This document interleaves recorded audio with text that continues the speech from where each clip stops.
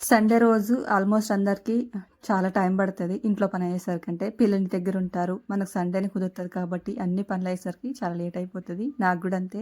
Sunday రోజు అయితే నాకు స్టిచ్చింగ్ చేయడానికైతే మధ్యాహ్నం పడతదనమాట. ఒకరోజు అయితే ఆ రోజు స్టిచ్ చేస్తాను. కుదరకపోతే ఆ రోజు కుట్టననమాట.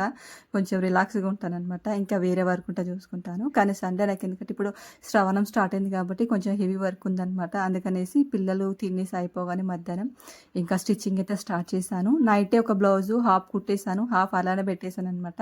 ఇంకా దాన్నయితే మొత్తం కంప్లీట్ చేసేస్తున్నాను. ఇది సింథటిక్ బ్లౌజు. చాలా డెలికేట్‌గా ఉందనమాట క్లాతు. అందుకే ముందే నేను గమ్ము పెట్టి అతికించాను. మన దగ్గర కుందన్ గమ్ ఉంటది గదా! దాంతో నీట్‌గా అతికించిన తర్వాత స్టిచ్ చేశామనుకోండి, వితిన్ 45 మినిట్స్‌లో బ్లౌజ్ అనేది కంప్లీట్ అయిపోతది. లేకపోతే పొద్దంతా తనలాడాల్సొస్తదనమాట ఈ బ్లౌజ్‌తోని. నాకు చాలా ఎక్స్‌పీరియన్స్ అనమాట నేను స్టార్టింగ్‌లో కుట్టినప్పుడు. ఇంకా పైపింగ్ గూడా వేశాను. ఇలాంటివే 4 ఉన్నాయన్నమాట బ్లౌజెస్‌లో. ఇంకా అవైతే స్టిచ్ చేసేయాలి. ప్లీజ్ అబ్బా నచ్చితే లైక్ చేయండి.